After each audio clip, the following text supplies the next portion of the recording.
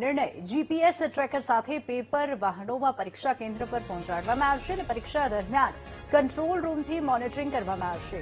ઉમેદવારોની ઓળખ માટે એઆઈ આધારિત ફેશિયલ રેકોગ્નિશનનો પણ ઉપયોગ થશે અને પરીક્ષા કેન્દ્રની આસપાસ ઝેરોક્સની દુકાન બંધ રાખવાનો આદેશ છે અને પરીક્ષા કેન્દ્રોની આસપાસ લાઉડ સ્પીકર પર પણ પ્રતિબંધ મૂકવામાં આવ્યો છે. આગામી 14 જૂને યોજાશે લોકરક્ષકની લેખિત પરીક્ષા.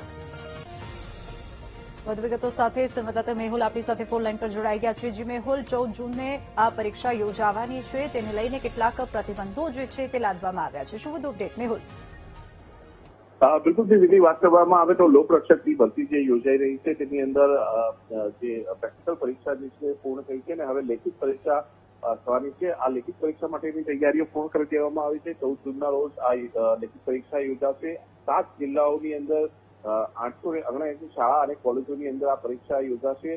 અમદાવાદ, વડોદરા, સુરત, ગાંધીનગર સહિતના આ 7 જિલ્લાઓનો સમાવેશ કરવામાં આવ્યો છે. સવારે 9:30 થી 12:30નો પરીક્ષાનો સમય રહેશે, જેમાં 200 ગુણની એમસીક્યુની પદ્ધતિથી આ પરીક્ષા લેવામાં આવશે. કુલ 2.63 લાખ ઉમેદવારો આ લેખિત પરીક્ષા માટે અપિયર થવાના છે અને ઉમેદવારોની ઓળખ માટે એઆઈ પદ્ધતિનો ઉપયોગ જે છે તે કરવામાં આવશે. ફેશિયલ રેકોગ્નિશન સિસ્ટમનો ઉપયોગ કરીને પ્રવેશ જે છે તે આપવામાં આવશે અને જે આ માટેની જે પરીક્ષાઓ છે, કારણ કે પરીક્ષા જે છે તેની અંદર પેપર લીક ના થાય તેના માટે ખાસ જીપીએસ ટ્રેકર સાથેના પેપરના વાહનો જે છે તેનો ઉપયોગ કરવામાં આવશે અને કંટ્રોલ રૂમ જે તૈયાર કરવામાં આવશે, જ્યાંથી તમામ જે ગતિવિધિ છે તેના ઉપર નજર રાખી શકાય. એટલે લોકરક્ષકની ભરતી પરીક્ષામાં લેખિત પરીક્ષાની તમામ તૈયારીઓ જે છે તે પોલીસ ભરતી બોર્ડે પૂર્ણ કરી છે. જી બિલકુલ મેહુલ, આભાર સમગ્ર માહિતી બદલ.